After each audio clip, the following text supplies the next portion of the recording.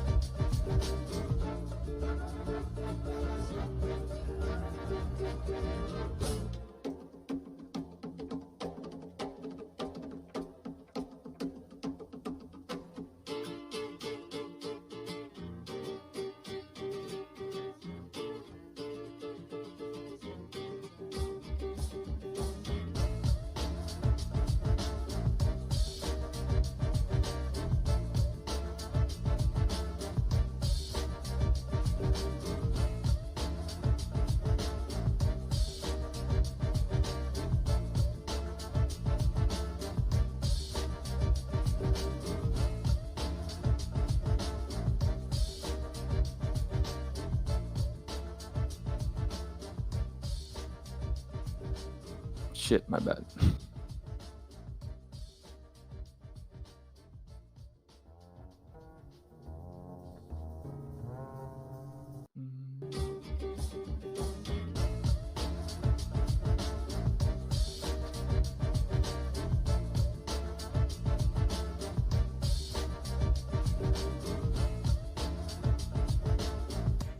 Welcome everybody to fucking goddamn OBS.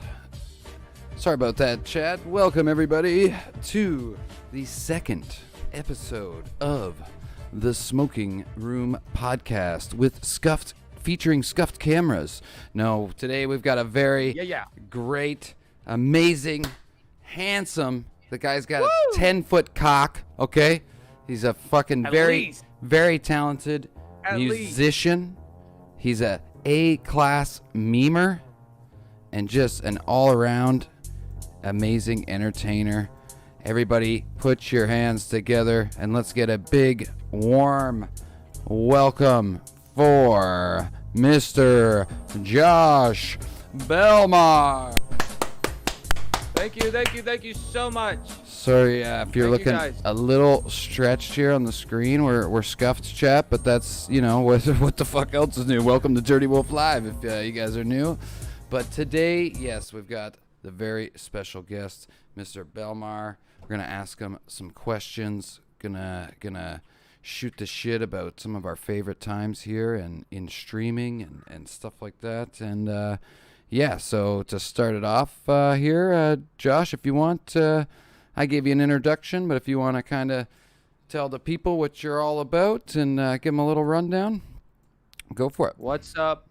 What is up? I want to make it clear that I am here for love, not host.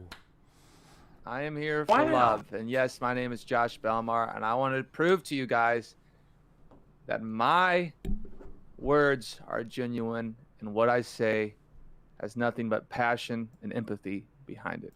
Thank you. So if we have any new listeners today, the longtime fans will know that is a beautiful Lover Host reference, which probably my favorite show on Twitch besides, you know, Mr. Belmar here. So thank you for that. Of course. Josh, tell me, How's it been going, man? How's your streams fucking killing it, dude? I love it. Like you got some every night that I turn on there, you just got something different, something wild, something wacky going on. And a lot of the times too, if you don't mind me saying, like a lot of them, they're such great ideas, but they're also like ideas that you see and you're like, why didn't I think of that? Like they're so like, some of them are like so simple but sweet. Not all of them, mind you. Like your like the e-girl Shakespeare was pretty unique. There's not a lot of other Twitch streamers I see doing that, which I loved. I turned on, I was like, e-girl Shakespeare, this is the greatest fucking thing. Why didn't I, you know? But yeah, if you want to maybe give us a little insight into your mind here and what you know. Thank you. Yeah, I think the best ideas are the one that are just right in front of you. They seem so simple, and like, for instance, last night I did the marbles truth or dare. Yeah, that was where actually we play marbles great. and the winner gets to ask me truth or dare, and I picked dare every single time because I'm not scared. Yeah. And I thought of that a couple hours before stream because I was kind of having a hard time. Okay, what can I do tonight? Because usually, like every other week, I have like a big type of special event stream, like with the T-shirts. Last week, and that then was like, pretty crazy. Yeah, a couple weeks before that, I did the the e-girl Doki Doki. Then a couple weeks before that, the Shakespeare and whatever else. How many shirts did you get up to? Sorry to interject. I got up to 69 shirts. 69 shirts. And wow. like originally, like funny thing about that one is I pitched that idea to my friend, was looking for ideas for his stream, and I was like, why don't you just like put on a bunch of shirts? And he kind of like scoffed at it. I'm like, oh, I thought, think about more. I'm like, dude, I can make incentives, $5 every shirt, and then like have certain milestones of, okay, if I hit 10 shirts, I do this exercise, 20, 30, 40, etc., etc. I just kind of got insane with it, and made sure I had some friends that loaned me some bigger shirts and stuff. And well, yeah, dude, I was. Go ahead. No, sorry, you go ahead. Finish. I mean, I was overwhelmed by I could, it was such a successful stream, and then you started getting some people. What's wild to me is like I got like this organic growth and just chatting, just off like the thumbnail, the title. Like I started around 30, 40, and I started climbing to around 70 or 75 towards the end of my stream, and I streamed pretty late too. It was wild. I was in there. You were over 100 at one point. Weren't you? Shit. Or was that the music stream the other day? That was, I think it got rated by a huge music streamer that got over 100. Okay. But the T-shirt stream was like, I had a raid really, really early on in the stream, but it kind of fizzled out. I think that I saw you at least up to 80 though at one point, like 84 or something. Oh, because I remember looking at it being like, hell yeah, man, it's killing it, and it should, right? It's a good, like, the proof's in the pudding. You go on YouTube, go to H3, they did something similar way back in the day, and it's got probably fucking easily over 500,000 views, right? I didn't know that, but I did know that a lot of YouTube people have done the shirt thing, because I wanted to kind of do some research on like, okay, what is possible, how far can I get on my own, and I realized around like the 50 mark, it starts getting hard to put on the shirts and taking them off. Yeah, so luckily I had my good friend John. He came in and saved the day around 53 shirts and helped me climb that extra 16 to 69. Nice. Yeah, I can't exactly remember what they got up to on the H3 one, but I know that by the end of it, they had somebody with a fucking skill saw sawing like under to get them off because it was so tight and constricting they couldn't get them off. And we had a lot of people worried. And he had to start. He got to a point where they're putting on so many, they had to start to cut underneath of the sleeve of each one, just so they'd have that extra space to fit over to the last one. Oh yeah. Yeah, put like a little slit in this under the sleeve. That was probably you think a lot of people say, okay, can you breathe? The neck, the torso, and everything, but honestly, the arms were the most constricting. Yeah. It's starting to get like tighter and tighter, and you could like see. You were almost T-posing. Yeah, just walk around like this, Stuck in a permanent T-pose. Yeah, I did look like one of those Fall Guys. Yeah, exactly. IRL Fall Guys. You just got to get a couple friends over, do the same thing, and set up a little obstacle course in the backyard, man. There's some premium content right there. Yeah, exactly. But yeah, a lot of the ideas, man, I like I said, the marbles one came to me last night. I just try to look for simple, fun things that could be interactive, and just like it's like repetition that I can milk Yeah. Milk's not the right word, but I can like it'll last for a long stream. Yeah. So well, and that's one of the things I applaud you and other streamers like that for, because I know like you don't ever really play games. Like I do a lot of games on my stream. I try to do some like other stuff like improv comedy stuff. Usually it's stupid. I just paint my face up like a clown and do a really bad comedy routine. But you know, we try to do shit like that, or shave my head, you know. But like I bounce a lot of my like off of gaming, right? I not focus a lot on the gaming, but I definitely have it as like, I don't know what maybe like you call it like a harness, or like, you know, just something there to fall back on. Like it's not always just me on the screen, where your stream is, it's always you on the screen. Like you do a lot of music too, but you also have a lot of streams, like you said now, where you're trying to just do a full stream and just chatting. That's not just a just chatting stream. It's something much more than that, something much more entertaining than that as well. And I applaud you for that, man. That takes, people don't realize. I always love it too, because I have some, you know, friends that like don't stream and stuff, and well, it shouldn't be that hard, you can do this and that, and it's you don't fucking know how hard it is till you start trying to do it, man. Dude, yeah, when the lights come on and you see people in there, and it's like hard to kind of, it's like a juggling act almost, trying to like keep up with the conversation in the chat, but at the same time you don't want to like stall, and like you want to keep the flow of the stream going. Yeah, you don't want to interrupt the content too much. But yeah, like you were saying, my kind of harness and fallback is my music in a way. I do sprinkle it in, like when we do a t-shirt stream, or the marbles, I'll break into a country roads or do a song request just to kind of break it up a little bit. And it shows a little more of, I guess, people that are just kind of stumbling in, they don't really know my music part of it. So they're kind of like, wow, you can sing too, you know? And then like on Tuesdays, usually Tuesday nights, I'm just more laid back, just kind of do song requests. I don't do too much crazy stuff. And then the weekends is I try to kind of think of something that's a little different. Yeah. So. Yeah, no, it's I definitely applaud you for it, man. It's great. The marbles thing I thought was great too, because I used to, like when I was first getting into it, do a lot of marbles, but I did it I never thought of the truth or dare. I did it more as like I was a fucking like auctioneer, or like calling like a dog race or something. But I don't do it as much anymore in my new apartment, because when I'm doing that and drinking, I can't help but be extremely fucking loud and it's also, I'm yelling so fast, it's very tiring. Just fucking, oh, here comes Samari down the lane. Oh, no, you fucked up. You're dead. Fuck you. Oh, here comes Apple, whatever, you know, just fucking rambling for like 2 hours like that. And people liked it, but just it's kind of tiring after a while. Plus marbles, I find for me, like you have a good enough size chat where it's decent. My chat like fluctuates so much. Like some nights we do have a good enough size chat for it, and then some nights I got like 3 people in here, so it's 3 people's in a marbles game is not super exciting. Yeah, you kind of need like 10. Yeah. 10 at least to kind of give it like 3 people. You know, every 3 races, just the same. You know, yeah. Everybody's going. Oh, I'm in third again. Yeah. Yeah. Well, when we first started, it was like kind of.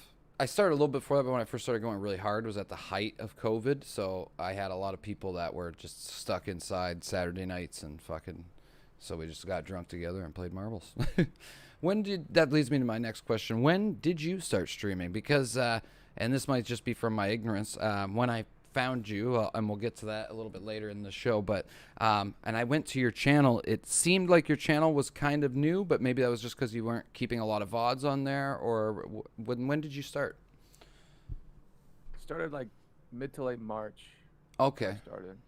Okay. So, I made my account, I think, I actually made my Josh Belmar Twitch account like March 16th, and I had a Twitch account prior I made in 2017. It's kind of like my undercover, you know, tester. Kind of like if I want to, yeah. When I want to go off the radar, I go to that original account, and so I made this one because it was a big kind of like back and forth, like, okay, how do I want to brand myself? Do I use my real name? Do I want to use some kind of gamer tag? And then eventually I was like, okay, my brand is me. I'll be doing music as me. Yeah. I don't want to be doing it as, you know, Gatling gun grandma or whatever else. Noob Master 69. Yeah.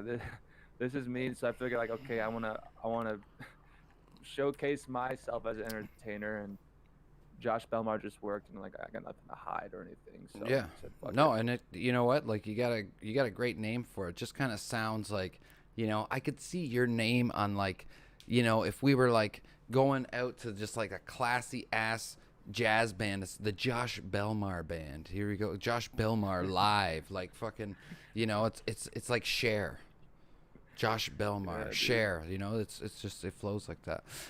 No, but it's great, man. You've been doing great. So when you first started, like, were you going as hard as you are now? Because you're like pretty consistent with your schedule and everything like that.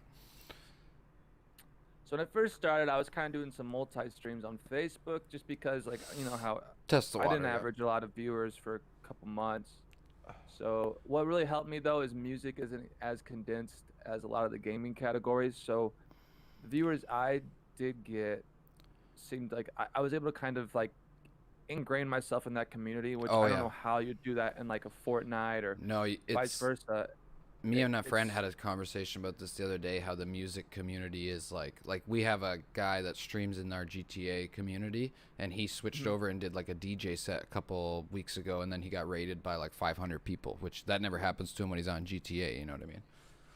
Yeah, like I said, I'm very fortunate to have that in my back pocket, and that's what kind of got me. I always enjoyed watching Twitch, especially I watch more gaming streams than music, to be honest.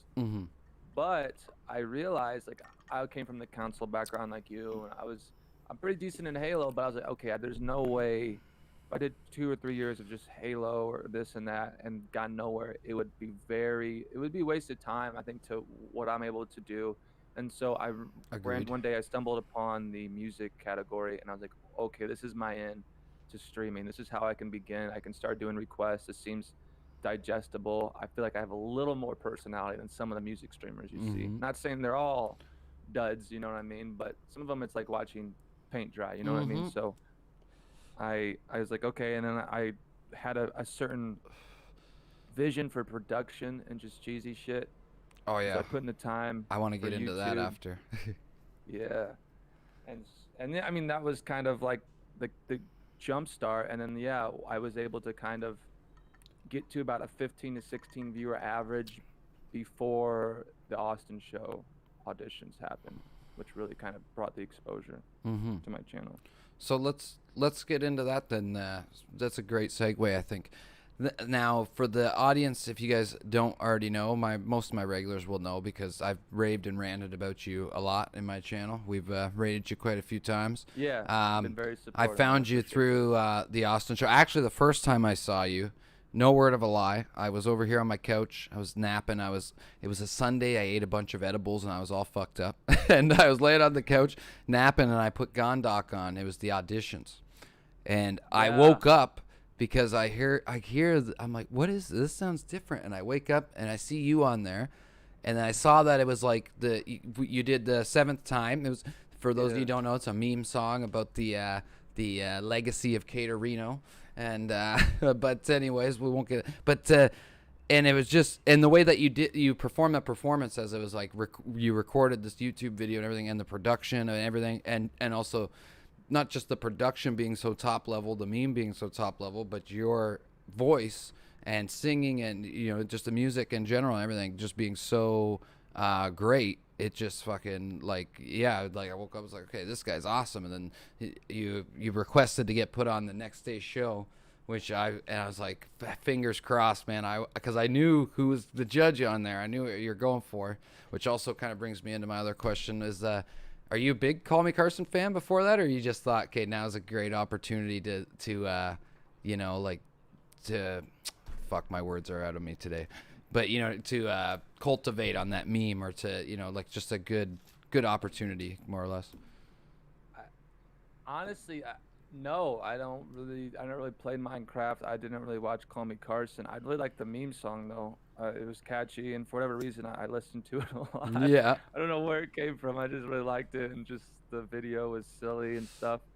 And so the idea, I realized the big streamers, the way they've climbed to the top so quick is they get a sense of Twitch culture and memes. Yeah. Like you look at Mizkif, his growth is the perfect example. He made those "Who Are They" videos of these streamers, and he knew that if they were good enough, these streamers would show them to their audience. Yeah. And he was able to, I think when he first started streaming, he already started like 130, 40 people average. And then from then he was able to kind of farm, the little W's, whatever he does, he was able to kind of ingrain himself in that community. So I was looking, okay, how can I use my talent as a singer, but also with some of my production. Capitalize on the memes. Yeah. And how can I mix it all together and come up with some kind of special that people haven't seen before? And that kind of led me to the Seventh Time. And also led me into writing my own as well. But yeah, that was amazing. I think I was messaging Doc a good amount. Gone Doc, he does auditions. Yeah. And he kind of was. I did I shot like a test run video of the Seventh Time thing, but I think he didn't really understand what was going on or didn't realize that it was live. Yeah. And so he never got back to me, and I messaged him. I think it was a Wednesday night. I was at work, and I was like, "Hey man, please just give me a shot. I promise I will rise to the occasion." And he's like, "All right, be free Sunday this time." And I literally just kind of called out of work, put everything aside, and finished what I needed to finish. I knew my vision. I knew I could do the camera edits and whatnot, time it all out. And Sunday came, and you fucking it was crushed wild. It was the reception was pretty sick. Oh yeah, man. Quincy was going fucking nuts. I love Quincy. For those guys who don't know, she's a regular on the Austin show, and she's also a really great streamer herself. And just everybody, was the reception to it was great, and I thought it was just fucking awesome, dude. Like especially in like Twitch standards, like not many people have a production like that, and that was one of the things that drew me fucking right away. Like literally after I saw your performance, I was like, dude, I don't give a fuck if rent's due next week. I gotta go buy a stream deck and shit, dude. I gotta up my shit because this guy knows what the fuck's going on, dude. It was great. I love it. Yeah, Quincy's been really cool too. We played games together. It's really wild because like you said, you watch these people. I've been watching Twitch for a while, and then the next day I'm in a Discord call with. See, I didn't watch a lot of Call Me Carson, but I'm in a Discord call with Austin, Ms. Kiff, Trainwrecks, talking to him. It was definitely how was that? I wanted to get into that. And like how many, like other than, so obviously not Carson, but like what about like Trainwreck and these other guys? Are they guys that you watch? Like, because me, honestly, personally, I'm a massive fucking, if anybody that watches my stream knows, we fucking love Trainwrecks around here. I listen to Scuff podcasts every fucking week. That'd be my shit, dude. Like, how was that? And Austin himself and shit, it's awesome.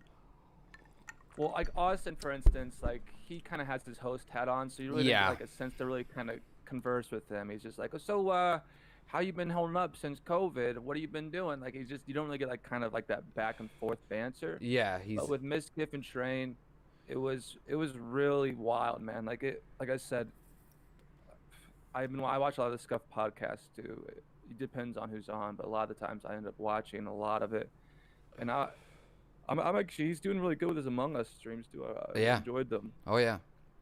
But him and Miskiff, man, I've been tuning in for a while, so just kind of getting being able to talk to him and interact with them, and then they both added me on Discord.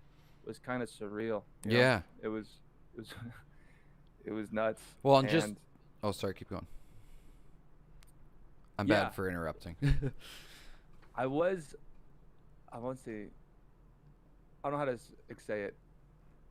I was surprised by the reaction to when I played Seventh Time. It was like this, I don't know, I'm not feeling it, but I understand because they weren't sure where Carson was sitting on the whole topic and subject. I think they want to be respectful. Yeah. But I love. Do you ever watch? There's a clip where when I start playing it, just seeing all the reactions in that moment, yeah. Oh my gosh. I've watched it over and over. And Carson, I think, took it like a champ. He was sitting there rocking out more than anybody at one point. There's a part in the clip. He's snapping his fingers. Yeah, he's just going. It was great, man. I think it was great. And then I think, I think it's kind of like you said. And then I think when they heard that second one, which honestly, dude, no word of a lie. I know I've put this in your chat, but I tell everyone the way, because a lot of people in my chat won't understand it, but I'm a bit newer to Twitch just within this last year, but once I got into it, I fucking went hard. And Austin is one of the ones I've been following all the way through, and I've been following. I followed his name change and all of that. That's when I was really deep, and just the way that you presented that and then played that song, I got kind of fucking emotional, right? It was I was just like, dude, that's so cool. And you could see too that they all, I think that hit them too, pretty good, right? You gotta But yeah, even just like the opportunity to be there, that was fucking great. And it was awesome to see you get moved on. The competition, just in that whole competition, was fucking insane. You want to talk a little bit more about what it was like just competing in the, for those of you that don't know, Josh this year competed in the Austin Talent Show on Twitch. It's the biggest talent show on Twitch. It was fucking insane. Like, we're talking like people that are like, you know, like big time professional producers and shit were in there. Like, cause Zane Carney, isn't he like, hasn't he like worked with like big time people and shit, like Avril Lavigne and shit like that? John Mayer and stuff, which I didn't know that, but I actually was a big fan of him and his brother's band called Carney. Like, back, we're talking like 2010, 2011. Like, I would listen to that album a lot. So when I saw he was auditioning, I was like, holy shit, I know this guy. Just kind of being that same kind of Twitch versus him was pretty cool. But back to that, first off, that Yesterday song, I knew it's a very hard subject, right? Because you didn't know exactly if he wants the name brought up, you know, his former name Raj Patel, or like where he stands with that. So I remember sending it to the producers the lyrics, and they're like, I don't know, Austin's not feeling it. It's kind of something he doesn't really want to go into. I'm like, please, man, like if you just understand, like I have a whole spiel I'm gonna give. I swear it's not gonna come off in a bad way. It's totally genuine. Like, just let me play it. I swear it'll go over good. And I'm so happy I was able to do it because I think you crushed it. Just like you said, it just was, I was really excited, and like especially backing it up with all like his tweets. Yeah. And like his actual like little vocal lines of him saying like how he's mostly gay and stuff like that. So, that's what I mean. I got emotional on it, man. I thought it was fucking beautiful, and I like to think I can, for the most part, read people pretty good. And he didn't like say a whole lot right when it was done, but the tone in his voice, I kind of think that he was feeling it, but deeper than. Oh yeah, you can tell. It sounded like choked up a little bit. Yeah, like he was kind of lost for words. I don't know if that was just for the show or, but like I kind of like, he's like, thank you so much, man. Because at the very end, I ended it with him just saying how far he's come. Yeah. And a little clip. It was from one of the Scuff podcasts. Yeah. Oh yeah. It's like he's pouring his heart out, and then all of a sudden it cuts to Train. He just goes, "Yeah." That's true. Pretty true. Yeah. No, it was great. It was great. But yeah, the competition. Do you want to talk any more on that? Like later on. The competition. Yeah. So I knew Harry Mack had a huge following. I knew he was probably going to win. He's insanely talented. Oh yeah. I mean, it's hard on those shows because if you do have somewhat of a buzz and you have committed fans, like even if there was like maybe 60, 70,000 people watching that finals talent show, but I think the winning vote, I mean, had a couple 3,000. So like not a majority of the people who view actually vote in the polls on those shows. So if you have people that are just dedicated fan base that'll vote no matter what, that helps out a lot. Oh yeah. Now, this might seem a little controversial, but one argument I have, and I understand it because a lot of the producers for that show were having a hard time filling up talent for a lot of those shows. So they relied on some of their music friends to find talent in the LA area and whatnot that aren't actually Twitch streamers. Like I know a couple of them. I don't want to say names, but a couple of them who made the top 3 they literally, I think they made it count for the competition. I kind of sense that. And then they went live only during the show times. So these, like, it's a Twitch talent show, but it was unfortunate that some of them weren't streamers. Now, Zane Carney, he's been, you know, chugging along. He streams, I think, almost every day. I see him, I follow him. He is hardcore. Same with Harry Mack.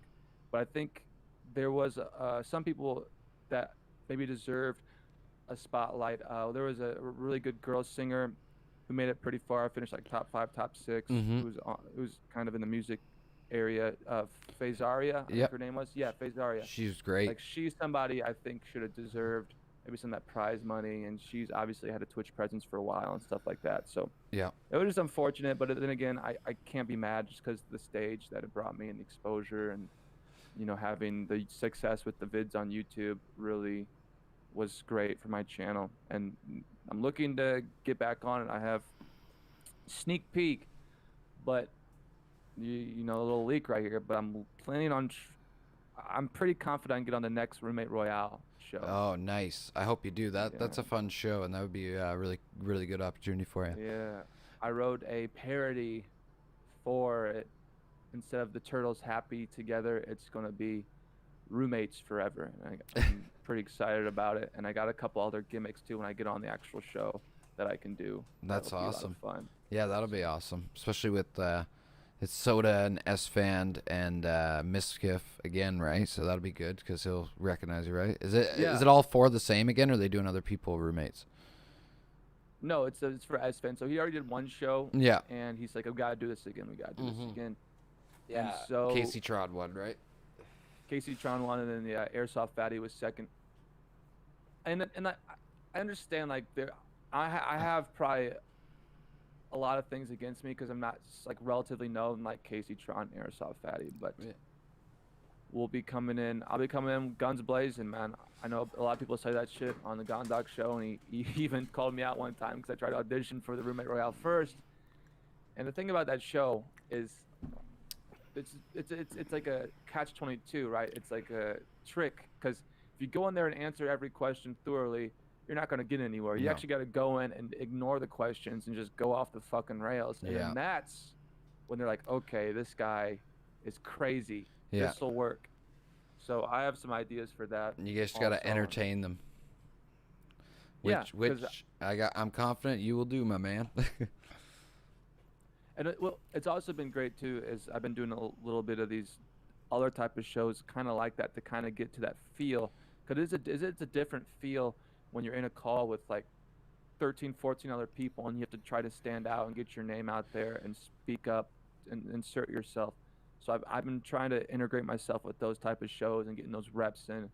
Because like I said, if you're not used to it, it's just a whole different atmosphere than like me going live, like talking to somebody, or just me being on my own channel, kind of running the thing. So yeah, well, it's definitely.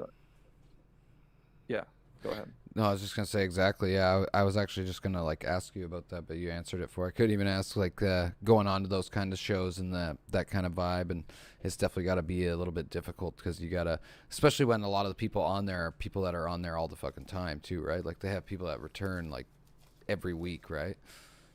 Yeah, it's intimidating, man. I think, like, who am I to say this? Cause I'm really nobody, and Gondok has a huge following and this and that. But I think the way the Gondok auditioning process, it's not formatted in a way for people to go on there and show their best self. So you go on there with just a flurry of faces. And it's like even hard sometimes to see like who's actually being auditioned. You're like, okay, which one is the person being auditioned this time? Yeah, exactly. It's confusing. I think if they had like maybe 3 or 4 kind of auditioners, like people that would like be like the mentors or to ask the questions, and then have people come in kind of one at a time. I don't know. It's a little more digestible. I don't know. Maybe they've tried that before and it just didn't work out.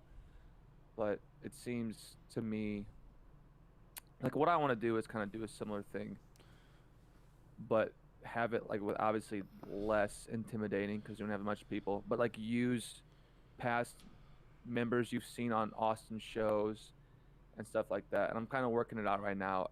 I obviously can't use the name Austin Show Rejects, but it'll be very similar where it's like, I guess you'd be called like an auditioning royale. So basically the whole show, the whole idea of the show is you're auditioning for a show you probably won't be able to get on. Like, so like there'll be like a disclaimer in the beginning, say, warning, we are no way affiliated with the Austin show or the Gondok show. What you're about to see is just for purely entertainment.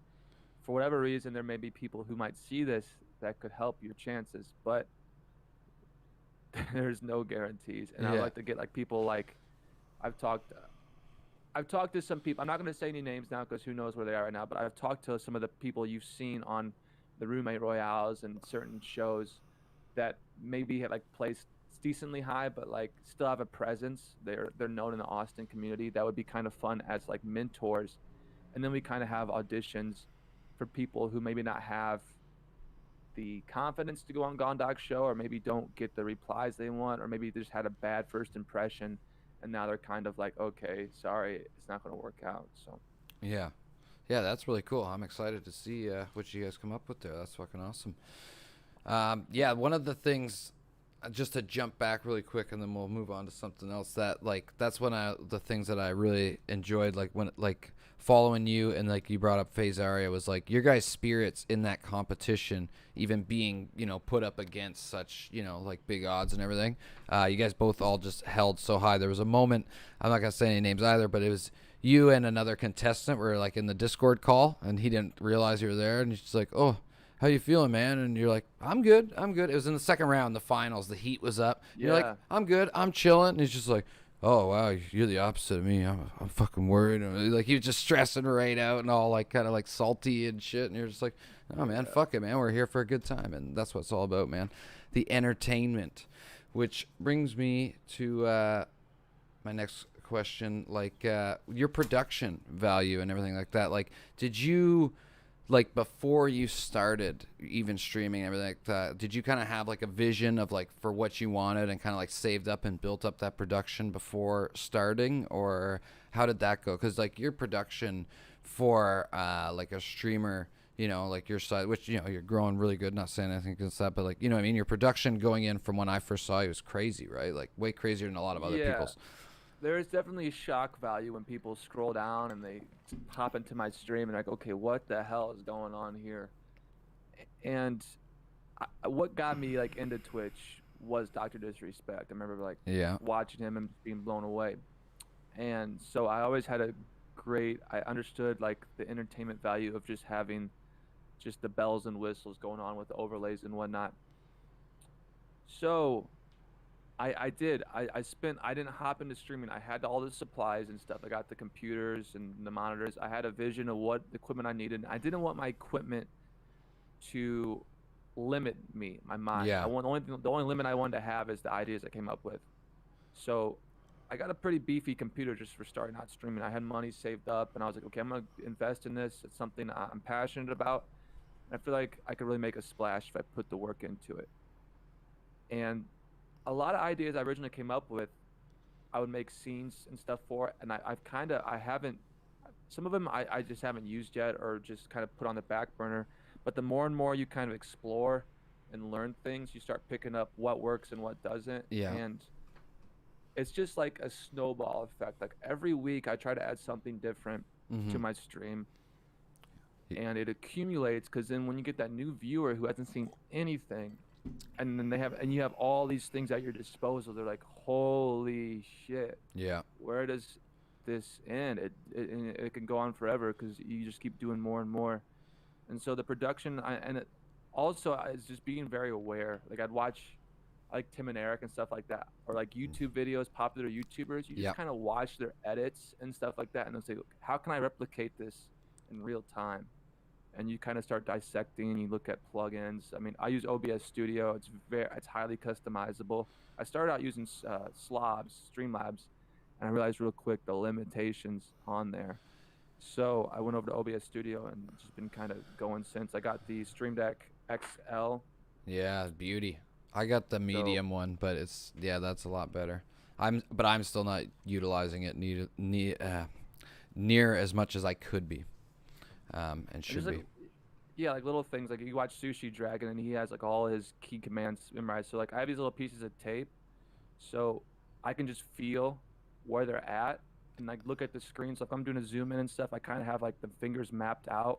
Yeah. Where like I just kind of feel for my index finger on that piece of tape, and then I can look and I can zoom in, or I can do the sound effects, the oohs and ahs. Well, because that's a big thing, like the timing with that stuff. Even like when I first got, I was like, oh yeah, I can play sounds now, but it's like, yeah, you can get some funny ass sounds, but if you don't time them right, it doesn't work, right?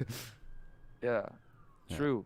And I had like, for the production too, I used to have high end, like I was like saying, oh, my friend's gonna come in and he'll run the soundboard.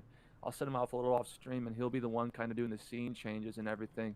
Then I realized it's so hard to get somebody, like when you're thinking a million miles per hour and you're trying to run a show and stuff like that. It's like you kind of have to be doing it yourself. 100%.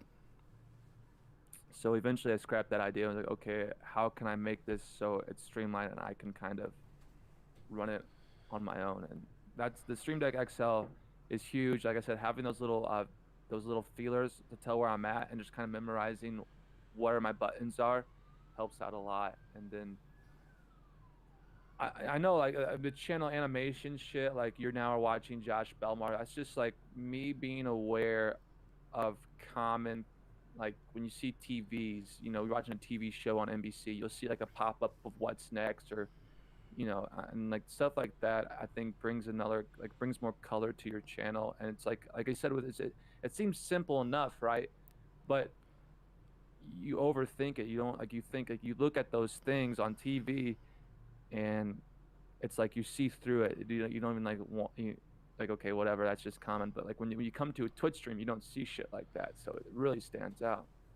Yeah, exactly. That actually exact thing that you're talking about was one of the things. Like I came to your channel and you did that. I was like, man, this guy's. Yeah, it's like you said. You're very aware of all that, and I think that's something that a lot of streamers are missing too, because like maybe some of them just never even watched cable TV or whatever. Where I grew up in like a cable era, so I saw a lot of shit like that, and I'm now assuming obviously you did too, because like placing that stuff and in Twitch, when people see that, it is so unique, and especially when it's yourself down there, that's like what's being presented. It gives everyone that kind of laugh and okay, let's see what he's got next kind of deal, right? Like let's see what show's coming up next. For sure. Hell yeah. So what I always ask everybody this on the first one. So the first podcast is kind of a little questionnaire here, getting to know Josh Belmar more, and if people come back, like if you ever do decide to come back or whatever, we'll go with something a little looser topics. But what was your what is your biggest inspirations in we can say in streaming, but I'd like to say more so just entertainment in general, like musically or comedians, or what was your biggest inspiration and what pushed you to start doing what you do? So music, Beatles for sure, Paul McCartney, John Lennon, those have been my like songwriting inspirations.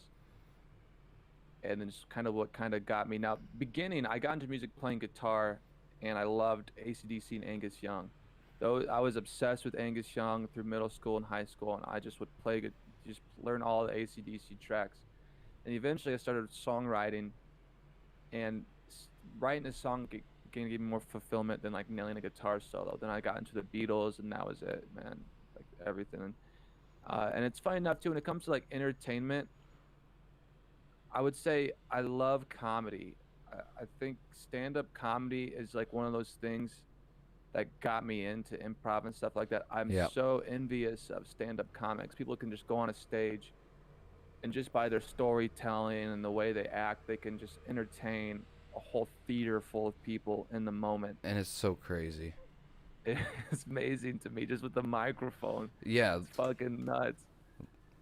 Like like a rock band has these lights and smoke and all this production where like people underestimate and don't understand how fucking insane it is to be on a stage, especially like a big comedian that does, let's say 1 hour, 1 hour show. That's fucking insane, dude. To write 1 hour's worth of jokes is actually so fucking challenging, dude. It's like a superpower, man. These guys like do like an hour every 8 months or something. They're so prolific at like observing the human life and seeing what's funny in it and able to like word it in a way and deliver it that makes it like universally entertaining. Blows my mind. It blows my fucking mind. And also, I guess. Sorry. On inspiration. Like this isn't really entertainment too, but like just in general inspiring. My man right here, Michael Jordan, brother. Yeah. Big fan of Jordan and just his work ethic, especially that Bulls documentary that just came out in The Last Dance. You just see this guy who's super competitive, works his ass off, leads by example. It's weird how like somebody like I don't play basketball. I like to play, but I'm not like competitive in it or like really that great. But it's weird how like somebody who's like really proficient in a sport, a lot of people get inspired by Kobe Bryant, were hurt by his passing. I was too, and I'm not a huge basketball fan in that aspect. But it's interesting when you see somebody who just has that work ethic and that motivation. It can be very contagious and inspire you in other fields. For sure. Just the passion the respect for anybody that has like the passion and drive to just seek what their dream is, like no matter what, right? And just keep pushing and pushing, even when the odds, you know, are the odds usually for like anybody, even like probably Kobe in the beginning, they're usually against them, right? But to overcome that, it's very inspiring for sure. That's awesome. Comedy, I'll agree with you there. That was always a big inspiration for me because for, like you say, just them standing up there that long. And the other big one is then, like, you know, the ones that do adapt into other things, like when you see a comedian play in like a serious movie, and sometimes it's really bad and you're like, no, just go back to the stage, stick with your thing. But some of them that do like end up pulling it off, like I know some people like to harp on it, but I think like Jim Carrey, when he is in like a serious movie, sometimes like they're just, and there's other people have done it too, you know. It's just like kind of crazy to see just that the range and shit that they go through, right? Like it's crazy. Jim Carrey's super talented. He can do those serious movies where some people just don't have it. But like, what's the word? Eternal Sunshine for the Spotless Mind. Yeah. Yeah, that's. And even the number 23, I know some people harp on that one, but I love that one, and he's just amazing in it. And there's one that's more recent. I still haven't seen it, but I want to see it. It's he plays like a detective in like it's like in Germany or something, and he's trying to track down this guy. I don't know, some like it's like a legal. Oh, Sonic. Yeah. No, it's exactly. No. It was a little bit before Sonic, but yeah, now he's back to Wacky Jim. Actually, more recently, that's where like I've gotten some inspiration to try and like amp up and not like amp up and be crazy, but just be more confident and be myself. As I rewatched, and I don't know if you've watched it, but I think you'd really love it if you did. It's called Jim and Andy: The Great Beyond on Netflix. I brought this up last podcast. Kaufman. Yeah, the Kaufman documentary. Yeah, exactly. Yeah. Oh, I know. It's just he has like a lot of really good lines in there, just about, you know, like chasing your dreams, and he talks about his father who gave up his dreams to take care of his family and worked this shitty job and then failed. And he's like, you know, I just thought, if you can fail at something that you don't love, then like, is there even any choice in it? Like you gotta pursue what you love, right? Like, hell yeah. Amen. Yeah, brother. I think I love entertaining, man, and that's kind of what led me here. And then COVID, everything happened. It just made a perfect time to just go all out. And I think also you always got to keep growing your content, keep thinking of ways to innovate. Don't settle. Yeah. That's one thing when I see some of these big streamers that have all this funding and money now to do fucking out there things, they're not doing it. Like if some of the ideas I have, like the really ambitious ones, I obviously can't do right now with where I'm at and, you know, my monthly income. But like you see some people and they're pulling like 6 figures, right? Just insane. Like you could literally, like this is one of the things I've thought about, and then I don't think anybody will do it, whatever. But like like something I would do is like I would take my top 6 donators from a month, you know, I'd have a month, I'd advertise it, and then you generate a lot of people donating money too. You get some oil princes and whatnot. Oh yeah. Just trying to get any up Oilers? Top 6, exactly. So you get the top 6 donators, and I'd buy shitty cars, and then I'd spray paint each car with their names, customize it, whatever, and then have a literally destruction derby on Twitch. I'd host with each top donator having their own car. I like that. And then it's just like the whole spectacle and over the top ridiculousness of it. First of all, you'd probably, based off, if you had a big following, you'd probably have some crazy psycho supporters that would probably, if not, make you more money than the whole cost of the production would be. Mm-hmm. And so just like stuff like that, just doing out there stuff and not like falling into this routine of going live. And I don't know. I get some of these streamers, dude, are crazy. They stream 14 hours a day, every day. Yeah, but, like, that's fucking nuts. It's like, what's the point? Like, they're already kind of plateauing in a sense. Like, how farther can you go? Why not try to expand yourself as a brand? Try to branch out into different areas of entertainment now that you have this platform, now that you have this base, this foundation. You know, I wonder how much XQC subscriber count would drop if he maybe streamed 5 days out of the week as opposed to 7. I can't assume too much, and who knows, he might have different opportunities available to him to do other things. Yeah, no, I 100% agree with you, and that's why I've been trying to dive into, like looking up like more IRL content, stuff like that, like careers like that, because like Trainwrecks, for instance, like obviously right now and lately, not so much. He's one of the 14 Hours Among Us or Call of Duty guys, but before, like he used to do a lot of He's like still alive right now. Yeah. probably he's fucking insane, but he used to do a lot more of that like crazy like IRL stuff, and he talks about like like Twitch rivals instead of hosting this fucking Twitch rivals, COD tournament for 50K this week. Like, get somebody like Gordon Ramsay to come in and have Twitch rivals fucking Master Chef with, streamers going Master Chef, Gordon Ramsay, shit like that, like amping up. And then streamers like Jake and Bake Live now with Tempo Storm and Raynad, like they did like a sumo wrestling stream. Yeah, I think that was really cool. Shit like that's really sick. That's insane, right? I like seeing that kind of stuff, and especially come from Twitch, especially now that like, because I truly believe that not necessarily just Twitch, but internet media in general, like this is the future, right? Like cable TV's fucking dead, everything's going to be streaming, and this is like we're on the foreground of the like what the future of entertainment is. I really think, right? Like obviously movies and shit are always gonna be around, there's gonna be shows, Game of Thrones and shit like that, right? But I think there's more and more people are watching this kind of stuff and accepting this kind of like culture, especially like YouTube, for instance, is fucking it's always been massive, but it continues to just grow every day, right? So it's just yeah, like to see more stuff other than just, which I'm guilty of that, to go live, play some games, whatever, but to see more limits being pushed and stuff like that, I think is crazy. That's one thing I'm excited for, like when COVID does die down a bit more. I do want to try and do some IRL streaming, but I'm very nervous about that. I think that's a whole nother confidence level too. It's a little bit different walking around with the selfie stick and shit. Have you ever done an IRL stream? No. You ever? Never. Yeah, you'll probably do one eventually though, eh? You're kind of always pushing stuff to the limits.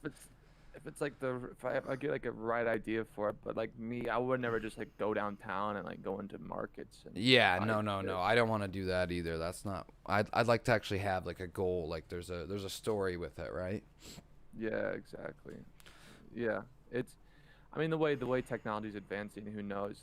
I heard there's new things now with like a satellite internet connection where you could literally have like perfect internet connection wherever you go. So IRL streaming would be insane for that. Well, They're working on that right now. I think Tesla is or something. I'm pretty sure, like I heard even Jake and Bake and them saying that once they have more of the 5G up everywhere, you won't even need the backpacks and stuff. Like 5G, like at its best, is strong enough to just support, like you'll be able to stream. Yeah, so it could be huge. Fucking right. I'm excited. Well, as we kind of near the end here, I got just two more little question sections we'll go through kind of quicker, and then we'll get near the end, and maybe you'll bless us with a song. But right. First, this one's kind of two-parter. Is what so far has been like your like favorite or craziest moment in streaming, like the besides the talent show, because we already talked about the talent show quite a bit, just something besides the talent show that was like something one night that like really hit you, and then after the stream you're just like it just that feeling, that high from just like, fuck man, I actually genuinely entertained some people and this was great. And then if you want to double down after that and just tell us what was your most embarrassing moment so far. Okay, and the embarrassing, I definitely know. The most exciting, like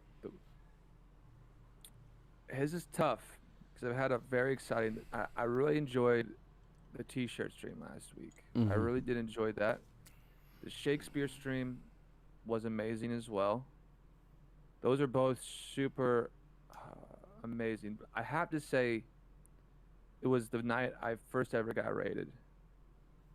I think that night like sparked something. I remember like getting off stream, and you probably felt this before. Like when you have a really fucking good stream, it's like hard to kind of come back down to earth. Like it takes a couple hours to like really do anything. You just kind of like yeah. And so first night I got rated. I got rated by music. So I was with a guy named Prairie. I remember the viewer. It was me and this guy named Prairie Jesus. He stumbled into my stream, and this was probably like this was a Saturday night maybe. Like literally an hour and a half, 2 hours, just me and one other guy where I'm just playing him songs, light chit chat. back and forth. Every once in a while, he wouldn't say anything, so I'd just go and pick a song and play. But it was nice. It was kind of just what it is, what it is. Then out of nowhere, I get this spam raid message. A bunch of people with these emotes saying, "You're cool," or I forgot exactly what it was specifically. I saved the VOD for sure. Yeah. Anyway, all of a sudden I look at my chat and it's just going a million miles per hour, and like my eyes are wide. I'm like, what the hell is going on? It was a singer named Churchan. She brought her community. I guess somebody from her community found me in the depths of the music category and was like, okay, you gotta check this guy out. So she came in there and brought like 100 or so of her friends, and it was insane. I mean, I was like, and the thing is like I had a lot of effects and stuff kind of prepared at the time for that moment, so I was ready to go. And but it throws you off balance a little bit at first. It did. It definitely did. I think I had something planned where every time I tried to zoom in to my zoom in scene, like my mic was muted. So it was like I'd try to talk to the camera, then I'd hit the zoom in button to like get it more, dramatic, and then the mic would be muted. But it turned out being pretty funny for them. Yeah. Because it just was like all over the place, but in a good way. And then not too long, maybe like 40, 50 minutes later, another music streamer named Abby, she rated with like 50 or 60. So it was a crazy night. There was like a first time experiencing all that. It was just like, I think that really gave me a taste of, I guess, success in a way. Like, okay, you seem to entertain these amount of people. They had a huge response to what you were doing. You get a lot of follows. People were saying nice things. Like, okay, now this kind of solidifies what I'm doing, that I'm on the right track, that people can react and respond to this. That maybe at first this slow start is just how it works, and then after grinding, you'll find a way to kind of get that exposure. Yeah, man, exactly. That's what it's all about, right? Just entertaining people, and it feels really good when you have that kind of like proof right in front of your face that like, okay, like and like you can like look at it humbly and be like, okay, like I fucking entertained some people and this feels really good, That's great, man. Super happy for you there. All right. Most embarrassing, yeah. Honestly, the most embarrassing probably happened last night. It was probably, so we're doing the Marbles Truth or Dare on stream. Mm-hmm. I choose Dare, and the person, I believe it was a girl, maybe not, I don't know, told me to wrap my mouth around my mic. Oh, yeah. So I, for lack of a better term, deep-throated my mic. And wow, I mean, I do dare. I am a man of my word. I obviously, like, if people are saying like shave your eyebrow and shit, I can't do that. But like anything else, like I was pretty much open game of what I'd do, and so that was like pretty humiliating. I remember like hesitating and like I can't believe I'm gonna do this. Yeah. We do have like tonight. I'm doing a show called the 3J's Show. We have this thing called the Wheel of Awkwardness. Oh, I like that. Yeah, where there's a ton of different situations, like you can choose, if you spin it, you get to choose to touch noses for 15 seconds. Me and one of the J's, yeah, we've done this before. We sit there and have to touch noses for 15 seconds. Little or Eskimo community kiss. Yeah, like a foot massage, or community hand wash, where we get like we get like a bowl of soapy water and we all have to put one hand into it and like massage and wash each other's hands. Just really awkward shit. I like that. That's funny. It creates some really funny moments, but at the same time, it's very uncomfortable. But like in a very, like, you can't look away. It's so bad, Yeah. So we have a whole wheel of just different things. If you like have the channel points, or you can donate some money to spin it. So yeah, it's a lot of fun. Oh, that's awesome, man. I can't wait to see that. That'll be funny. All right, my friend. Well, before we get to the music and stuff, at Tamari9, my troll, who unfortunately you had to meet one night when he was misbehaving. I've given him a good lecture and talking to now. Right, Tamari? Huh? You little bitch? No, he's not listening. Okay. He's begging me, and he's been spamming my Discord with... Actually, no, I can't even show it right now, Tamari. I'm going to have to show it later because we're in a Discord call. I forgot about that. I can look at it. Yeah, there you go. He can look at it. I'll show it on stream after the podcast, guys, or near the end here. But where's it at? Art shit? Yeah, art and shit. And then there was also one in general. Hang on. I have one. Well, one of them was our opening screen. So if anybody wondered what our super professional opening screen was, that was drawn by my troll Tamari9 here in the chat. That was the podcast art, but he drew one of me and you, Josh. It's in there. Yeah, tiny wolf and Josh. Is that it? Yeah. So he drew Well that done, especially for you. So to apologize for being an annoying bastard in your chat. And to end off every podcast, we have a couple meme. Actually, fuck, I do have one more quick question. This will be quick. Go ahead. It's a silly one. What is your? Because you're pretty in depth with the memes, in tune with the memes. I love it. What's your favorite meme, Josh? A Twitch meme? Any. It doesn't have to be a Twitch meme. Like it can be like I'll tell you. Meme. Me is my name is Jeff. Okay. Favorite meme. Damn. Probably the crying Jordan face. Oh yeah. I'd say. That's a good one. I had to pick one. I kind of forgot about that one until you brought it back. We got to bring that back. That's a good one. Yeah. I like that. I love stale memes too, like old memes. Everyone's like, "Oh, that one's old." I'm like, "Fuck, it was just out yesterday." Chill. So I'd say the crying Jordan meme.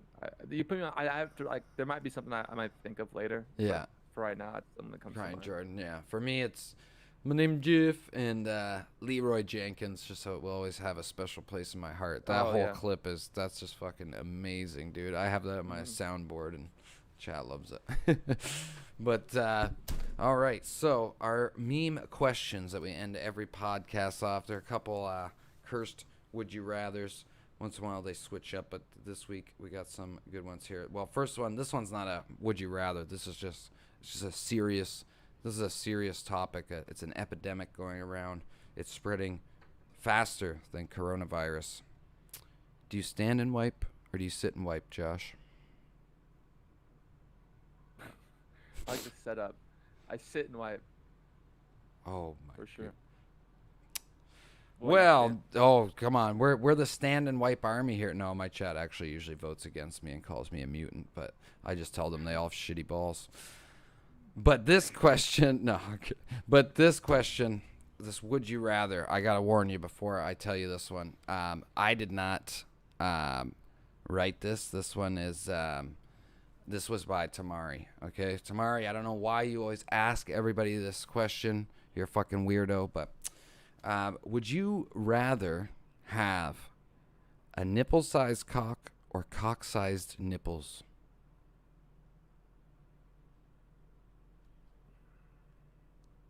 Like, okay, how, like, when you say cock-sized nipples, we talking like how many inches? Well, you know, let's just call it an average. Even if you want to call it a smaller one, like maybe like a 3.5 inch, or like even that's some big fucking nipples. You know what I mean? Like 3.5 inches hanging off you. Nipple-sized cock or cock-sized nipples? Nipple-sized cock. Nipple-sized cock, really? Wow. Okay. See, I went the other route, and our previous guest said that, but he said he would just tape them down. I said, no, fuck that. I wake up in the morning, rub some icicles on there before I got on the bus, just have them nice titty hard on, 6 inches out. Let's go. I maybe if you can like a freak show, you might have some people that are into it. So maybe you're right. But I feel like you never get to those, even to the. Well, it's still coronavirus, social distancing. Who's gonna run up on a guy with 6-inch nipples poking out his shirt? Not me. Yeah, but like, what if? Okay, do you piss out your nipples too, or is it just like you just your nipples? I don't know. I haven't really thought it that far through yet. Actually, that's a good question. We'll have to ask Tamari that. I don't know. He's just he's a bit of a I think there's people like that live and have had kids with nipple-sized cock in this world, so it's not. And oh there's yeah. no end to it. It's all about the angle of the dangle, baby. you had cock-sized nipples, I think you'd have a hard time attracting somebody to your bedroom. You never know. Some people are just into some freaky shit, man. You can just That say, is true. That's have what you you ever said. been fucked by a nipple before? Because I could fuck you with 2. It's true. Right? You could actually, True. you could just Yeah. DP them solo. It's kind of convenient. Okay, my friend. That's the end of the meme questions. Yeah, I don't know. Did you want to play us a song, or did you have one in mind, or do we want to make Do the chat something. vote on one, or what do you want to do there, my friend? I don't care. What do you want to vote? Hey, they wait. Oh, Read that. Let me see. Let me play. Sorry, I'm just responding to your chat here. oh yeah, no problem. They know usually that during the podcast I don't respond to them as much just because don't want to like interrupt the conversation more than I already do. Hell yeah. And they keep asking me if I'm gonna play RP later. I don't know. Did you want to touch on that actually? GTA RP. It's been going really fun, man.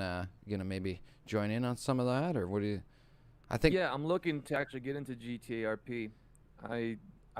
What do you all need? You just have to have Grand Theft Auto 5 downloaded, right? Grand Theft Auto 5, and then there's a couple like other like applications that like they're free and shit, right? That you can get. Like it's pretty easy to get. Like I got it going, and I'm stupid as fuck. So if you can get all of your production going, you'll be no problem, dude. How do you get into a server? Is it pretty straightforward? You just say, hey. It depends on the server. Like some servers, because they're like. Some servers are strict and you have to like interview for them and shit. The server I play on is open. I could get you into that one, no problem.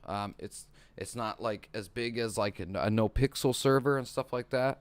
I think we have probably like usually around like on good nights like 25 30 people like active, which is actually like pretty good. Like in RP, like you get too many and it's kind of crowded and weird. I do think what I will say for you, like for not having gaming on your stream, and like to do that would probably be a really cool like good first way to like introduce gaming on your stream. The only thing I'll tell you, like since I'm still fairly new into it and I'm learning, the RP parts of it are like what like you have to RP the whole time. Like there's some rules to that. It's all I think you would pick it up really quick. Obviously, like if I could do it, you have actual improv training and stuff, so it'd be no problem.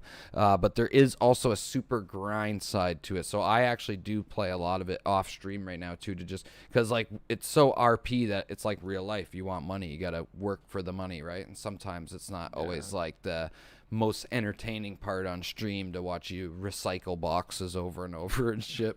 But it's also like very addicting. Like when I say I do it off stream, I actually like I do it because I want to. Like I haven't been actually like this addicted and excited to like play a game for like in a while, really. Like once I got into it, I got really, really fucking into it. So it is super fun. It's super addicting. The server I'm on is really good. We have a lot of good role players, and it's a really, really tight knit, like really good, friendly community. Like everybody's like really tight. It's been a tight community for a while, right? Like the core community of it. So it is a really cool server to start out on. I know like there is other bigger servers you can apply to get on and stuff. Some of them have like big queues and waiting lists. But yeah, no, it is a great, but just be prepared like to have a little bit of grind stuff to do, like maybe off stream and stuff like that. Hell yeah. Well, yeah, I'm excited. I like the whole character idea, and the role playing sounds like a lot of fun. And even some of the grind stuff you can turn into content. Like for instance, like when I say grind, there's one, it's like a recycling center, and you're literally like picking up a box, taking it to another spot. But when you go there, like I did some of it on stream the other day, and 7 other people showed up. So I just started making like jokes. 7 other people are there. Like you can like do emotes in the game. So I do like /e bong, and then I put my push to talk on while I actually take a bong toke IRL into the mic, and they're because I play like an old fucking man, so they're like, "Oh shit, Dick, you hitting that bong and shit." So you can still make funny situations even in a shittier part like that, but it's there is parts that are sometimes better just left off stream. Hell yeah, dude. Well, let's get into a song here. All right. Well, I'm very excited. You guys are ready for a song? Chat, everybody, clap it up, huh? No? Big songs? They're clapping. Everybody. Tamari's not clapping at the moment because unfortunately he just got banned for 600 seconds, but he'll be back. That's the normal. He usually gets timed out 12 times a day. He's my biggest troll, but also my biggest fan. So, you know, it's a love-hate thing. I feel you. What are you gonna play for us today, my friend? I'll just do Country Roads or some shit. May I make a suggestion? Yeah, go ahead. Last night, my man here played one of the most beautiful renditions of Benny and the Jets I've ever fucking heard. I can't believe that was the first time I caught you playing that one, too. That was great. Benny and the Jets, though, I will have to have pass because like that is a harder song to sing. Okay. It's really hard. What about yesterday? Since we talked quite about that on the podcast already. I can do like the regular version of it. Oh, the regular version yesterday. Or whatever you're feeling, my man. I just figured, or the seventh time would be good too, because we talked about that one a lot. I just figured because let me do a little bit of the seventh time. That'd be cool. All right, yeah, that'd be great. Chat will love that. You guys ready? This is a great song.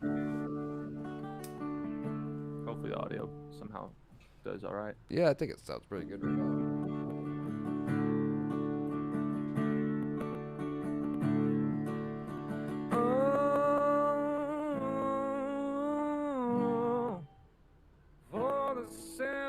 Time.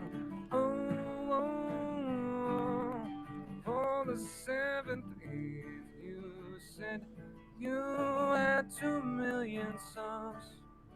I'd go on Austin's show and say I choose love.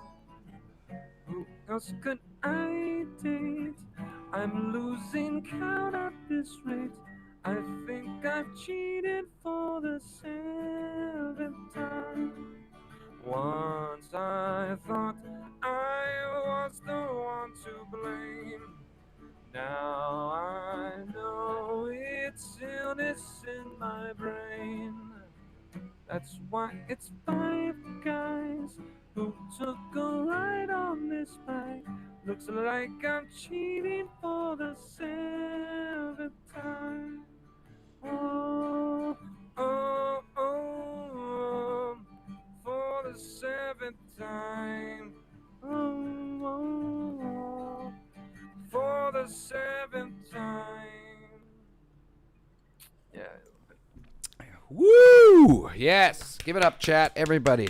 Fucking great, dude. I love that one. Every time there was a song in the grocery store, I can't remember what it was. I heard it, but then they had like a similar jingle, and I started humming that song, but I always hum it like the way you sing it, because I actually fucking love it, dude. It's so good.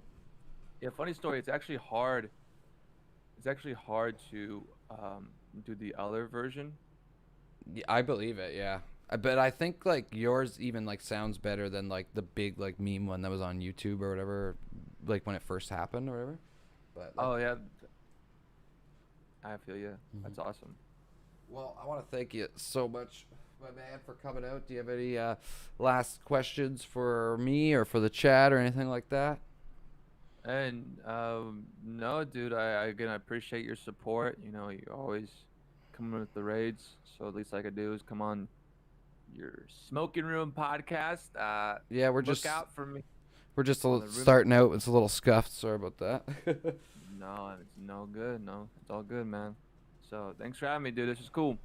Yeah, man, I appreciate you so much. Do you want to shout all your stuff out? Is there anything in particular, maybe like these guys to go check out other than Twitch? Yeah. And stuff like that. Shout everything you want out. You know, I want to make sure these guys can find you everywhere, because this guy's super fucking talented, guys. You better go follow him and, you know, support him, because I see you fucking blowing up, dude. Honestly, I mean it. Like, I think you're fucking great. You're doing everything right, and I think just keep at it, dude. Just keep doing what you're doing, because it's fucking working. Thank you, man. Yeah. If you can find me on, obviously, Josh Belmar on Twitch, and then you can YouTube as well. Josh Belmar Twitter, Josh Belmar Instagram, Josh Belmar. There we go. All right, guys. I'll also I'll post a little link here in the chat for everybody. I'll get them all together, or maybe one of my mods will. Mods, what am I paying you for, huh? Actually, I think exactly.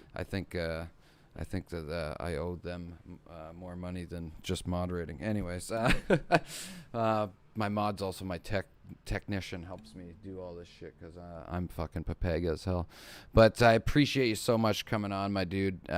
Hopefully the raids we send your way will start getting bigger, and hopefully maybe one day we'll be able to get you back on here, and we'll have a little more you know, a little more chill topics, maybe something crazy. I want to really do, the chat wants to hear a conspiracy theory podcast. Before I let you go, are you a conspiracy theory guy at all? No.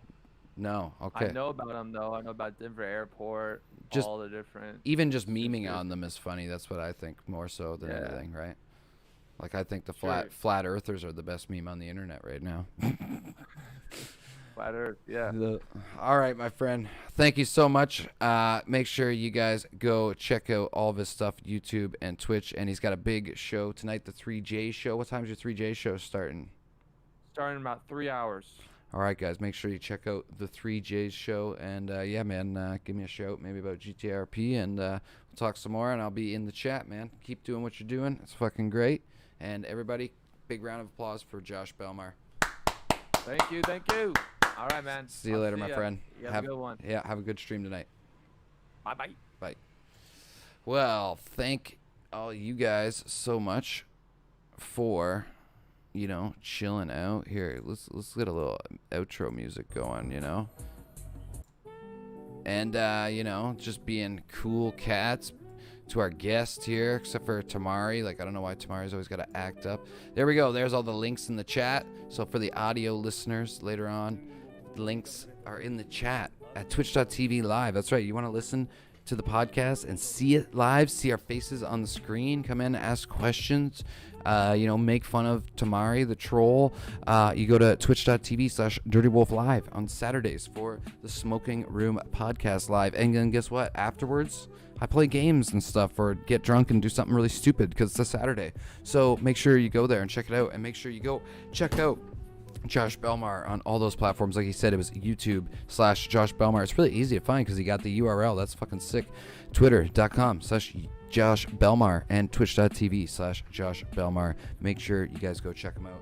I appreciate you guys coming for the podcast. I'm sorry that I was a little scuffed, and also I noticed, yes, I kept interrupting. I wasn't trying to. I was nervous and fucking stupid. Hopefully, you know, we'll get that together a bit better. But for the audio listeners as well, since this is going to be coming in late, Tamari keeps spamming in the Discord. Somebody unban him, please.